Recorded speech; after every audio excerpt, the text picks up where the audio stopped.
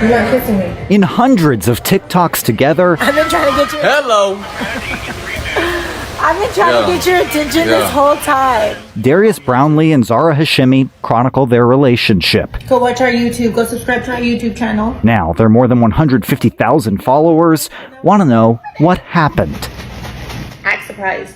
and how this internet couple could end like this. Hashemi shot in the head and Brownlee facing charges he did it. Like, look how I look, right? He got himself he has a whole suit. After 4th of July fireworks at Flower Mound's Bakersfield Park, a police affidavit says the couple got into a heated argument.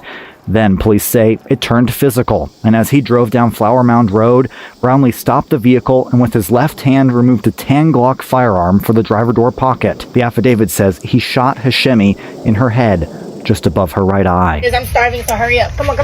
The affidavit says Brownlee confessed. First on a 911 call, and then to investigators. It says the others in the car told police the couple had been verbally and physically violent in the past. Go ahead, princess. Get in the car. Thank you. You're welcome, princess. The unseen side of a relationship posted for all to view. Police tell me they're keeping a close eye on. Get out my video! I do not like you. Go to sleep. No, you go to sleep. Go to sleep. Exactly. Get out my video, punk. Dino, I will literally whoop your ass. What's up? What's up? Oh! Go to sleep. Go to sleep. Go to sleep. Go to sleep. Go to sleep. Go to sleep. Ouch! You hurt your hand. Get off me. Go to sleep. Okay, okay. That's right. Ladarius Brownlee, aka Dino, is still behind bars in the Denton County Jail, held on a more than $800,000 bond. At this time, Zahra's condition remains unclear. Flower Mound PD says the case is still in active investigation, and anyone with information on the incident is asked to give them a call. Reporting for Law and Crime, I'm Elizabeth Milner. Because it hurts.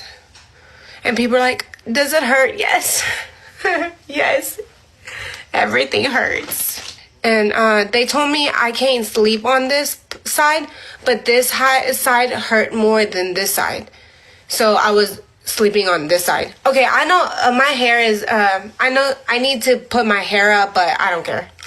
I'm going to get surgery tomorrow.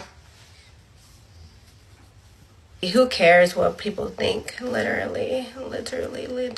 I think I'm so emotional because I have God, but like things still hurt me. Like I don't want people to like, oh, like she's so strong, she can handle whatever. No, I'm human too.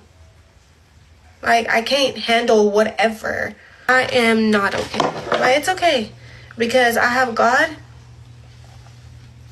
and I have people that support me, so yeah, it's gonna be okay. And then the most importantly, I have you guys that literally support me, and you guys don't care.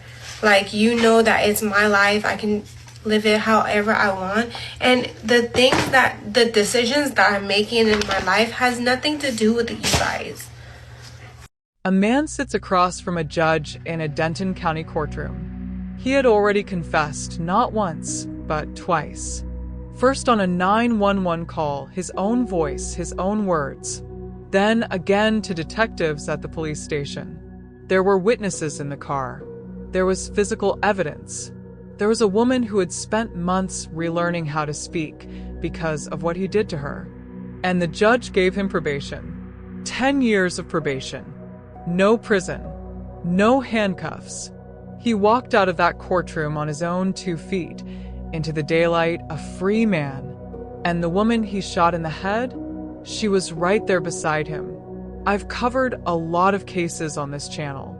I've sat with a lot of uncomfortable truths. But when I read that detail, that she was standing there next to him after everything, I had to put my phone down. I sat with that for a long time. Because here's what broke me more than any of it. Most of you watching this right now have seen their faces before. You've scrolled past their videos. There's a real chance you hit like. Maybe you even left a comment. Maybe it said something like, "Goals, I know I watched them. I know I thought what everyone thought, that they were just that couple. Young, loud, messy in a way that felt exciting. The kind of love that looks like a movie when you're watching from the outside." We had no idea what we were actually watching. She had picked out her outfit for that night specially.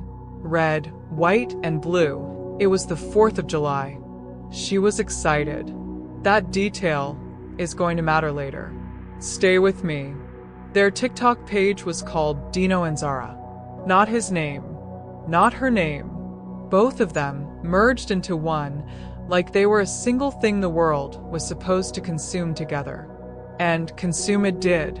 At their peak, 155,000 people followed their life.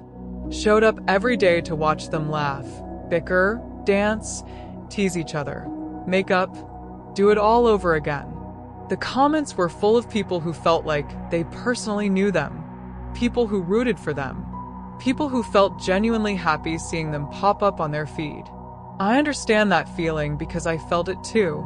Darius Brownlee, Dino to everyone who followed him, had this energy that filled whatever room he was in, even through a phone screen. Zahra Hashimi was magnetic in a different way, warm, expressive, the kind of person who made you feel like you were in on the joke. Together, they had chemistry that most couples spend their whole lives chasing. Or at least that's what it looked like. Their page was a highlight reel of a relationship that felt refreshingly unfiltered. Silly challenges, spontaneous outings, inside jokes that their followers slowly became fluent in. They weren't pretending to be perfect, and that's exactly what made people trust them. They showed the arguments, the eye rolls, the frustration, and somehow that made it feel more real, more romantic even, like two people who were just too passionate to be boring. But here's the thing I've learned about cameras. They don't lie, but the person holding them chooses what to point them at. Because when I went back and watched those videos again, really watched them, not as entertainment but as evidence, I started noticing things that had been there the whole time. The way Dino's jaw would tighten when a joke didn't land the way he wanted. The way Zahra would laugh just a half second too quickly, like she was trying to smooth something over before it had the chance to become something. The way she sometimes looked at him mid-video with this expression that I can only describe as careful. Not happy, not annoyed, careful. I noticed the way she explained herself. A lot. More than you do when you feel safe. Little justifications tucked into sentences that didn't need them. Tiny apologies dressed up as humor. I noticed that his irritation, the real kind, not the playful kind, had a very specific quality to it. Still, quiet. The kind that doesn't perform for the camera because it doesn't need to. None of it felt alarming in the moment. That's the thing. It never does. Their followers called it passion. They called it real love. They left comments that said things like, "This is what relationships actually look like," and "I love how they don't hide anything." And I get it. I genuinely get it. Because from the outside, the texture of their relationship felt alive in a way that polished couples never do. But there is a very thin line between a relationship that is beautifully honest and one that is quietly dangerous. And that line is almost invisible until something happens that forces you to go back and find it. Everything looked like love. But I've learned that love and performance can look identical from the outside. And what was building behind that camera, slowly, privately, rung by rung, was something that no number of likes was ever going to stop. There was one video that their followers loved. Zahra had decided to ignore Dino for the camera, one of those trending prank formats where you pretend not to notice your partner to see how they react. It was supposed to be funny, light, the kind of content that gets saved and reshared because it's relatable. And on the surface, it was But watch his eyes when he realizes what she's doing. Not the exaggerated reaction he performs once he's fully in on the joke. The moment before that. The very first second when he registers that she isn't responding to him. There is something in his face in that half second that has nothing to do with humor. It passes quickly. He pivots into the bid. The comments fill up with laughing emojis. Nobody flagged it. I didn't flag it. We just kept scrolling. That was rung 1. Rung 2 came in the form of an argument that their followers actually celebrated. Zahra was upset, genuinely upset, because Dino had said he didn't want to be buried next to her. It sounds absurd pulled out of context, but the emotion underneath it was real. She was telling him, in the middle of what was supposed to be a filmed moment, that she was afraid of not being chosen, that she needed permanence from him, that she was tired of feeling like a placeholder, and the comments called it entertaining. People quoted her lines back like punchlines. They made memes.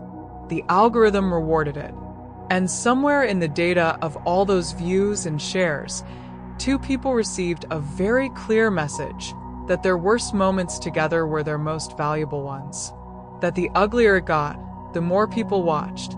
I want you to sit with that for a second, because that is not just their failure. That is ours. But that's not even the part that kept me up at night. July 4th, 2024. Flower Mound, Texas. Bakersfield Park. Zahra had been excited about that night for days. She showed up in her outfit, the red, white, and blue one she had picked out specially, remember, ready to celebrate. Fireworks, music, summer. The kind of night that is supposed to feel like freedom. By the time the festival ended, something had shifted. Witnesses standing nearby noticed the couple arguing as they walked back through the park. Not playful, not performative. The kind of argument that has weight to it, that makes strangers instinctively look away and then look back. Voices rising, bodies tense. And then it turned physical. According to the police affidavit, multiple witnesses watched Darius Brownlee physically force Zahra Hashimi into the back seat of their black 2024 Chevrolet Blazer. Not guiding her, not arguing her into the car, forcing her. She did not go willingly. People saw it happen, and they were disturbed enough by what they saw that they remembered it clearly when detectives came asking later. The car pulled away into the dark. They were not alone. 2 friends were in the back seat with them. The argument did not stop. Whatever had started at the park followed them into that vehicle and kept building, kept tightening, the way pressure does when there is nowhere left for it to go. At 12:50 in the morning, on Flower Mound Road, Darius pulled the SUV over. He reached into the driver's side door pocket. He pulled out a Taurus Glock pistol. He pointed it at the friends in the back seat first, a warning or a threat or both. And then he turned to Zahra. He pulled the trigger. The bullet entered above her right eye. She collapsed against the seat. The friends in the back started screaming. And Darius Brownlee sat there in the front seat of that car, in the silence that follows the kind of sound that cannot be taken back, and the reality of what he had just done began to settle over him like something cold. One of the passengers got out of the car and called 911. On that recording, you can hear the chaos in the background, and you can hear Darius clearly say the words himself. I shot her. Not an accident. Not confusion. Not someone else's voice. His. 911, what is the location of your emergency?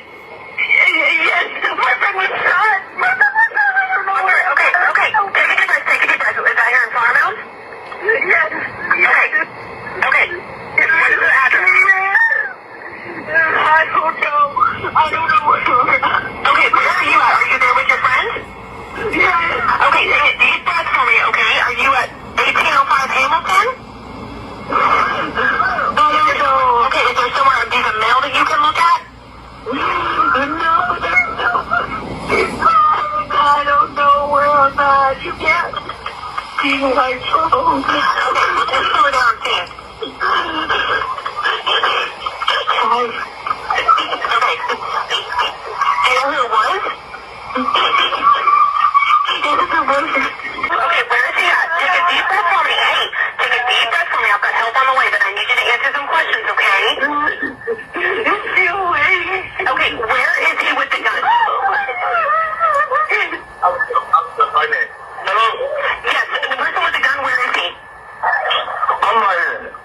It wasn't my gun, but I'm here. Okay, so you were the person with the gun?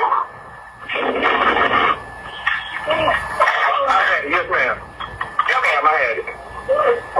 Okay, are you the one that shot someone? I guess, yes, ma'am. Yes, I was. Okay, was it accidental or intentional? It was accidental, but I got it. It's all good. Y'all just come on, please. If someone was injured, I have to ask you questions, okay? I've got people on the way, but I have to ask you questions if someone needs medical attention, okay? Can you hear me? Yes, ma'am, I hear you. Okay, where's the gun? It's in the car. I got it right now. Okay, can you put the gun down and lock the car? It's already down. I got it. The car's locked. Okay, are they awake? She's awake right now. Okay, is she breathing? I'm keeping awake. Can y'all please come on? Okay, they've been headed that way this entire time. Is she breathing? Ma'am? Is she breathing? Ma'am? Sir, can you hear me? Yes, I can hear you. Okay, is she breathing? She is right now, but y'all gotta come on, please. Okay, they can only... Ladarius, Ladarius. Okay, Ladarius, how is the patient doing? Where you get shot? She's doing good right now. Okay, just tell me immediately if her breathing stops, okay? Get off of her. I got to know what she's doing. She's shot right here. Okay, all right. Can I please just continue to do this? No, we got some pressure. Okay, sir, I'm going to go ahead and let you go. It's touch on it, but it's I need to stop here for a second and say something that is going to be uncomfortable. Not about Darius, not about Zahra, about us. Because we need to talk about what we actually did. When those videos were up, the arguments, the tension, the moments where you could feel something dark humming underneath the surface, we watched. And we didn't just watch. We engaged. We shared. We quoted the funniest lines in the comments. We made their worst moments into content we consumed with our morning coffee and our lunch break and our late nights in bed with our phones 6 inches from our faces. We made them famous for it. We made them feel like what they had was something special, something worth showing the world, something the world actually wanted to see. And the world did want to see it. That's the part that should disturb you. When those videos were up, the arguments, the tension, the moments where you could feel something dark humming underneath the surface, we watched. And we didn't just watch. We engaged. We shared. We quoted the funniest lines in the comments. We made their worst moments into content we consumed with our morning coffee and our lunch break and our late nights in bed with our phones 6 inches from our faces. The comments that said this is so real. Do you understand what that was actually saying? It was saying that her anxiety, her over-explaining, her desperately needing him to commit to her, her visible fear of being abandoned or replaced, that all of that felt relatable, felt entertaining, felt like something worth double-tapping.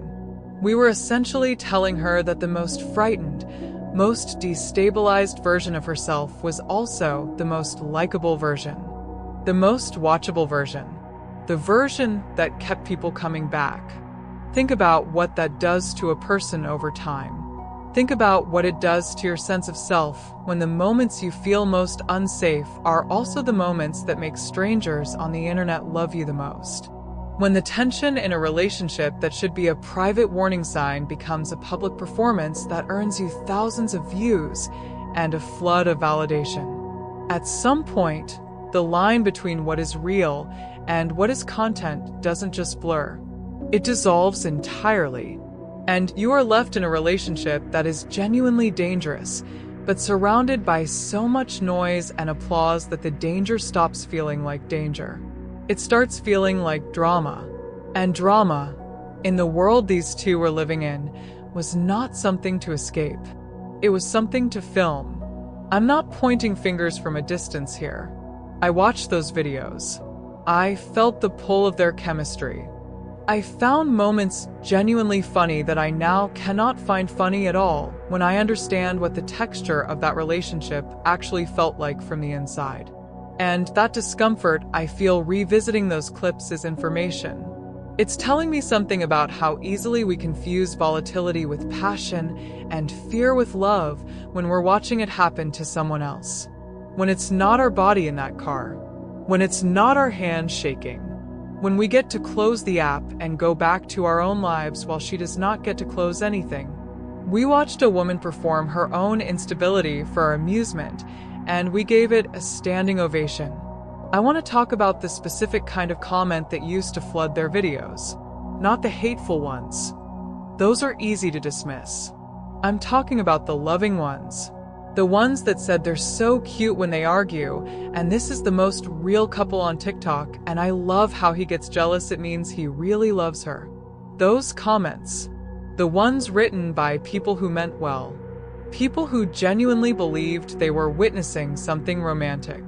Because those comments did something far more insidious than the hateful ones ever could. They reframed what was happening.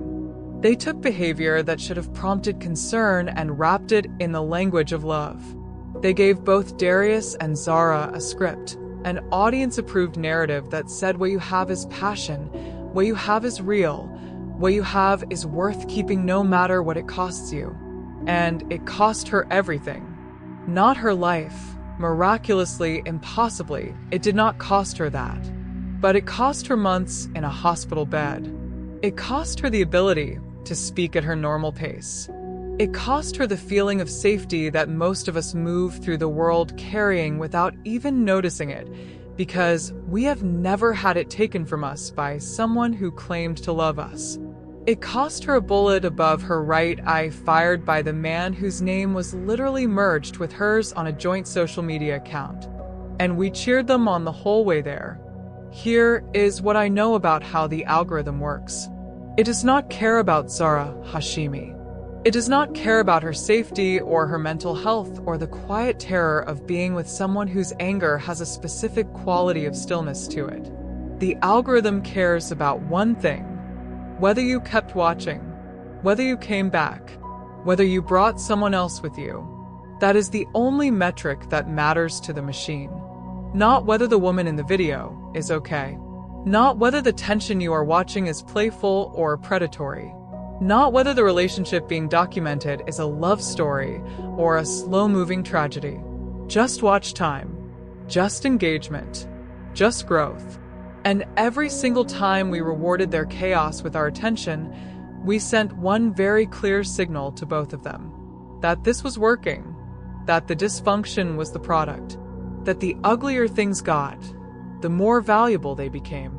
The algorithm didn't create this. We did. Every like on their worst moments told them that chaos was their currency. And when chaos is your currency, you don't de-escalate. You can't afford to. The moment things become peaceful and quiet and genuinely healthy, the views drop. The comments slow down.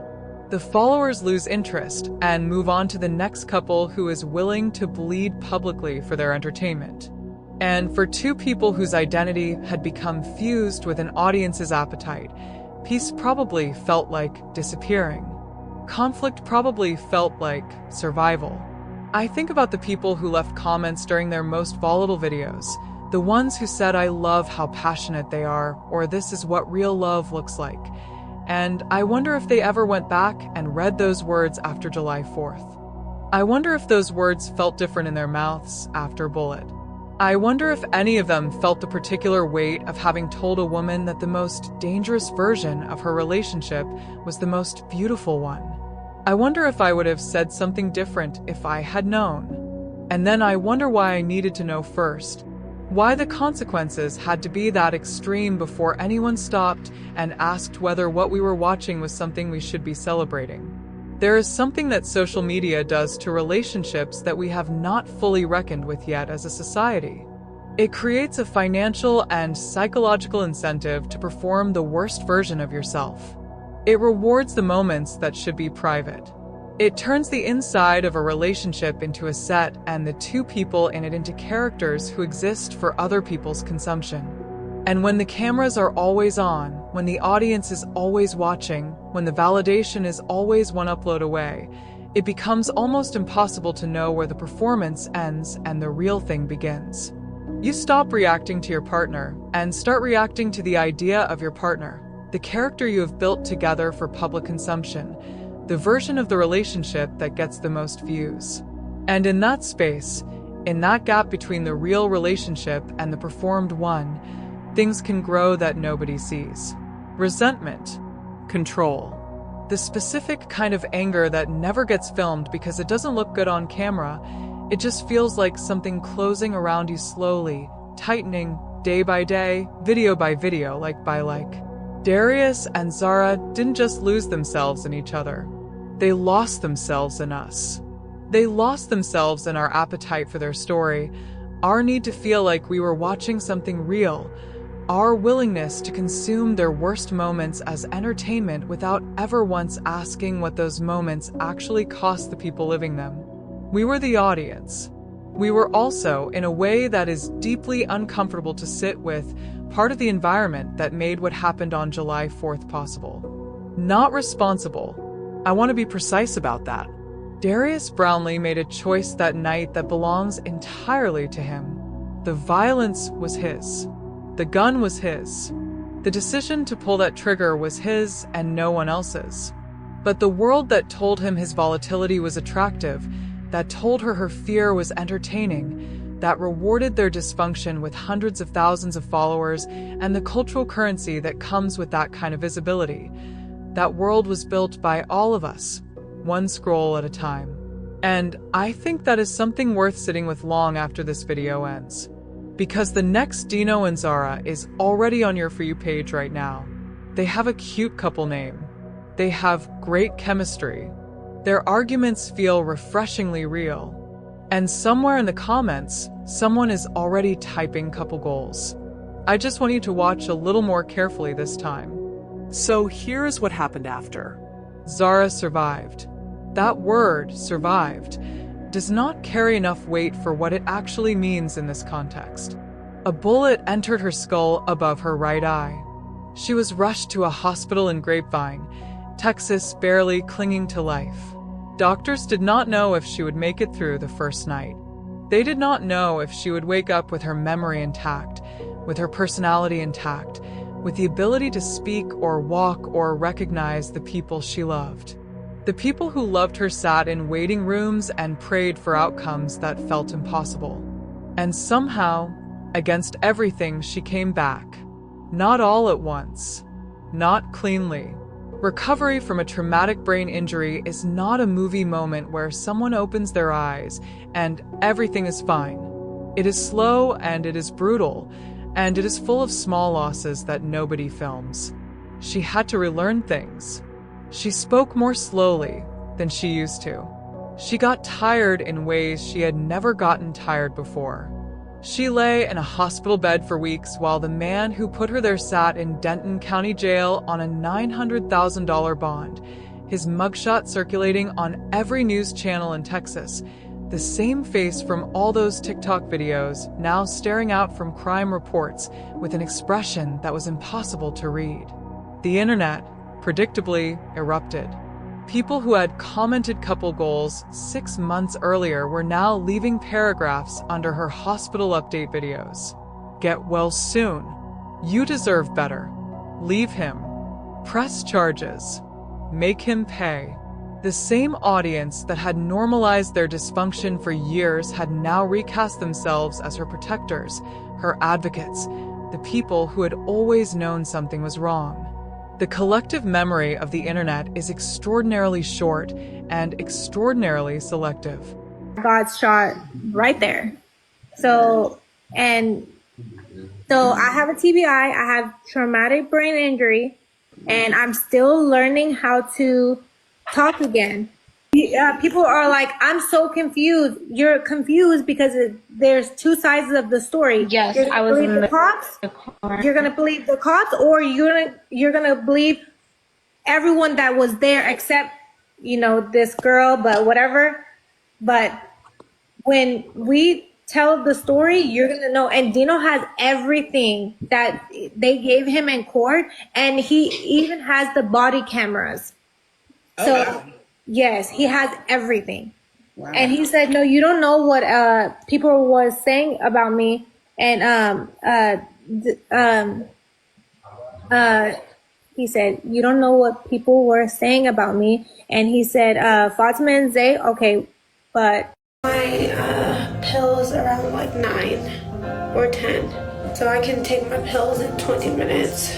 My hair, and I don't want to sleep all day. I was already asleep. I woke up early. I have to go downstairs. I had surgery 2 days ago, baby.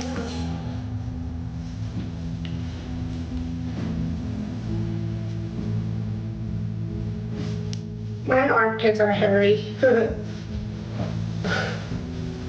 Because it's like, imagine your eyeballs being right here, and then now it's up here, and they had to push it up.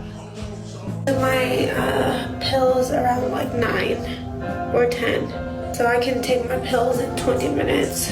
My hair, and I don't want to sleep all day. I was already asleep. I woke up early. I have to go downstairs. Zahra, for her part, did something that confused almost everyone who was watching.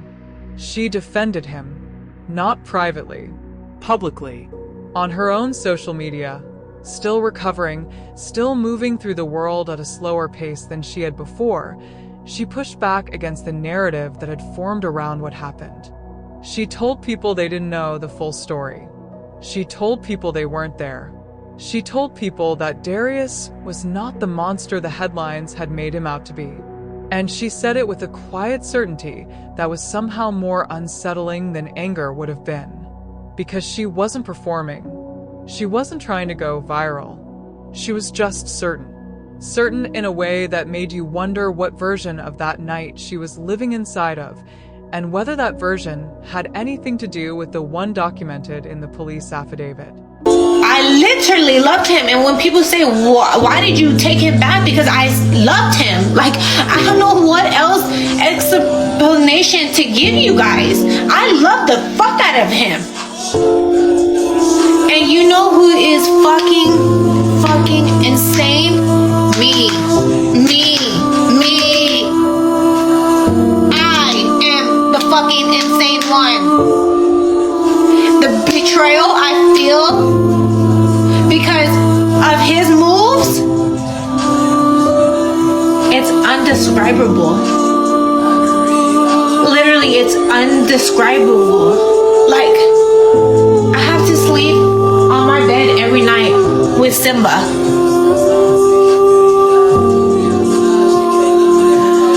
I didn't care about the hate that I was getting. You think that I cared about the fucking hate that I was getting? I loved him. I don't care. I don't care. It's gonna be me and you against the whole world. And that didn't come true. Then came February 2025, and the plea deal that made the outrage feel almost quaint in comparison to what came before it. Darius Brownlee pleaded guilty, but the story his legal team told was that the gun discharged accidentally, that it was never meant to go off, that the man who had been caught on a 911 recording saying "I shot her," the man whose own confession had been entered into evidence twice, had not meant to do what he undeniably did. And the court, in the presence of a victim who did not oppose this version of events, accepted it. 10 years probation. He walked out. And then the detail that closed something inside of me when I read it, they got back together. Not rumored, not alleged, confirmed. Zahra took him back. The man who shot her in the head is the same man she is choosing to build her life with now. Their friends have seen them together. His own lawyer acknowledged it. And Zahra, on her social media, has been clear that she does not want her prayers if they come attached to the assumption that she is making a mistake. She has made her choice, and she is not asking for anyone's permission or understanding. I have thought very carefully about how to talk about this part of the story, because it would be easy to be angry at Zahra. And I have seen that anger in the comments of her videos. People calling her delusional, people telling her she is setting a dangerous example, people who have decided that her choice to reconcile is a betrayal of every woman who has ever been in a situation like hers. And I understand where that anger comes from. I do. But I also know that the psychology of trauma bonding is not something that bends to public opinion. I know that the relationship between a victim and their abuser is one of the most complex and least linear things in human experience. I know that love, even when it is dangerous, even when it has literally tried to kill you, does not simply switch off because the people on the internet think it should. What I feel for Zahra is not anger. It is a deep and quiet grief. Because I keep thinking about that outfit. The red, white, and blue one she picked out specially for the 4th of July. She was excited about that night. She had no idea, she could not have known, that the night she had been looking forward to would end with her bleeding in the back of a black Chevrolet Blazer on Flower Mound Road. She had picked out her clothes. She had gotten dressed with the kind of ordinary anticipation that we all feel before a night we are looking forward to. She was just a person getting ready to go watch fireworks. And now that night lives inside her body permanently, in the way she speaks, in the scars she carries, in the slower pace of a life that was interrupted by a single pull of a trigger from the person sitting closest to her. She has not told the full story. Not really. The things she has said publicly are fragments, defensive, protective, carefully incomplete. The full truth of what happened inside that car on Flower Mound Road at 12:50 in the morning exists in its entirety in only 2 places. In whatever Zahra carries privately, and in whatever Darius has never been required to fully account for. That story has not been told yet. Maybe it never will be. Shooting someone really at any point is something that takes a lot of gumption from any person, right? But when you are right at the person's face, you're seeing them eye to eye, having eye contact, that takes more than anything in the world. Again, we go back to intentionality with something like that. And so this individual in this particular case was charged with aggravated assault with a deadly weapon. I'm surprised he wasn't charged with attempted murder. Honestly, because it's just that it rises to that level, and I wouldn't be surprised if they increase it to that charge. Texas-based criminal defense attorney Bridget Williams explains he now faces a lengthy sentence behind bars. If he's convicted of the aggravated assault with a deadly weapon because there's a dating relationship, then again, that makes it a first-degree felony. And so he could be facing anywhere between no less than 5 years in prison, no more than 99 years in prison. And so if he's facing that, then it would definitely be a first-degree felony charge. I wouldn't be surprised if he maybe even takes a plea agreement on something like this, because he's given 2 confessions, I believe, one in a 911 call, and then also to investigators at a later time. Zahra was rushed to the hospital after the shooting as she sustained life-threatening injuries. And at this time, her condition is unclear. But a police spokesperson would tell WFAA in Texas she'll likely remain in the hospital for quite some time. Jail records show Brownlee faces charges including aggravated assault with a deadly weapon and deadly conduct discharging a firearm. But Williams explains those charges could change if Zahra's condition takes a turn for the worst. Whenever a person is charged immediately, sometimes the police department will charge the person with something that they know that they can prove. In this particular instance, the person is being charged with aggravated assault with a deadly weapon. Okay, we know that he assaulted her. It was aggravated because there was a weapon that was involved. It's a deadly weapon. That's a pretty much straightforward case there, right? And normally that charge is going to be a second-degree felony. However, when there is a dating relationship or a family type of relationship that's involved, it enhances that charge to a first-degree felony. So aggravated assault with a deadly weapon with a dating relationship, now he's being charged with a first-degree felony. And then in addition to that, the discharge of a firearm within a municipality, that is a misdemeanor case in Texas. And so he has 2 charges right now. Now, however, I would not be surprised if they increase that charge to attempted murder if this young lady survives. If she passes away, then of course I believe he'll be charged with murder. In Texas, we only have first degree murder. Then we also have like manslaughter and things of that nature go down from there. But here it's murder. And if this particular person is charged with murder, then his punishment range can be anywhere from no less than 5 years up to 99 years in prison. The punishment range is the same, even though on the aggravated assault with a deadly weapon with the dating relationship, it's all a first degree felony case. So either way, he's facing a first degree murder charge. It's just a different charge. If she passes away, it would be murder. Brownlee reportedly confessed to the shooting on a 911 call and again to investigators. And since he stayed on the scene after the shooting and didn't flee, Williams says it's possible that could help his case. I am a little surprised that he stayed at the scene and that he gave a confession on the 911 call, because that's immediately, right? So that's in the heat of the moment when everything is going on. You give a confession immediately right off the 911 call saying this is what happened. Now, I don't know if he says, well, maybe she lunged out at me. I don't know what happened prior to that happening, but all we know is that he gives a confession on the 911 call. Now, is it helpful for his case? It may be helpful for his case in that he stayed when we talk about negotiations and mitigating, saying that he didn't run away from it. He takes responsibility for it fully, right? And that may mean that he knows that he may need help, right?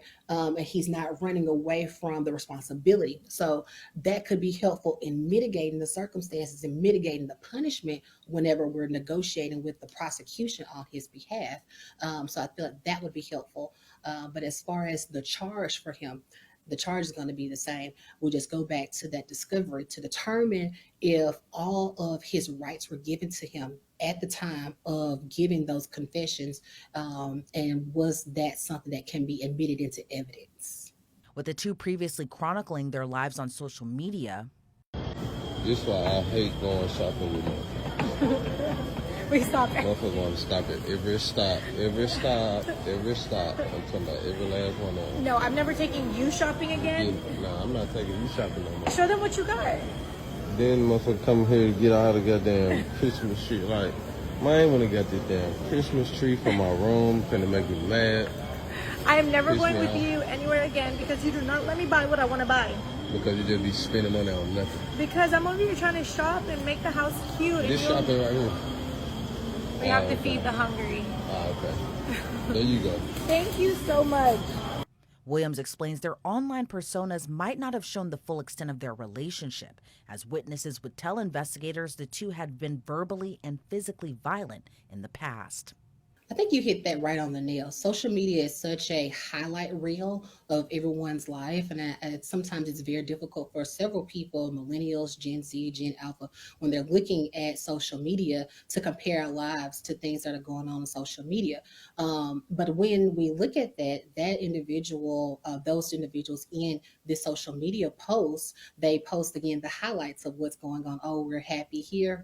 We're going on dates and doing things of that nature, and you just don't know what's going on behind the scenes. I think there was some other witnesses who testified that they, or not testified, but talked about that the couple had previous history of having frequent arguments. But those are not the things that you see on social media. You see the highlights, you see the parts where we're in love and happy. And so sometimes it's very difficult for people to make sure they separate that, and you don't know exactly what's going on social media. At this time, Brownlee remains behind bars with a more than $500,000 bond. Whenever a judge takes into consideration giving bond a case, they take into multiple factors into consideration. Is the person a flight risk? Do they have the means to become a flight risk? Does he have the means to escape and go to another country or something like that, right? Is he a danger to himself and others? He is a danger to himself and others. He is being charged with the heinous crime of shooting another person in the face, right? Does he have any community ties? So does he have any people in the community that could be supportive of him? And then lastly, does he have the means in order to post the bond? So there are multiple things that go into consideration when a judge is giving a person a bond and for that amount that the judge considers to give as well.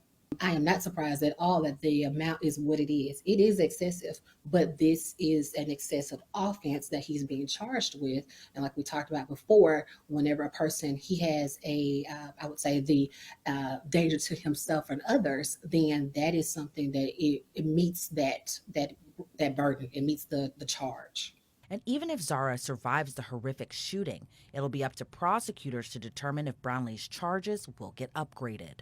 In our state of Texas, a lot of people think that it's always the alleged victim versus the defendant, and that's just not true. Once a charge comes forward, it is now the state of Texas versus that defendant, and the alleged victim is just now a witness for the state of Texas. And so the state of Texas is represented by the district attorney's office, and the district attorney's office has the sole discretion of what the charges are and what the plea agreements are going forward. They will take into account what the victim's opinion is and what the victim wants, but they are no way obligated to utilize and say and do what it is that victim wants them to do. They will take it into consideration when they are making the charges and when they are moving forward in plea agreements. But it is ultimately up to the DA's office when deciding what the charges will be and what the plea agreements will be as well. The main issues here is just waiting to see what the discovery is coming out here, and hopefully that this young lady makes a full recovery. And if that is the case, seeing how this case unfolds. Ladarius Brownlee, aka Dino, is still behind bars in the Denton County Jail, held on a more than $800,000 bond. At this time, Zahra's condition remains unclear. Flower Mound PD says the case is still an active investigation, and anyone with information on the incident is asked to give them a call. Reporting for Law and Crime, I'm Elizabeth Milner. If this video moved you, if it made you feel something you needed to feel, please subscribe, because the next one hits harder. The scariest thing about this story isn't what he did. It's how normal everything looked right before he did it.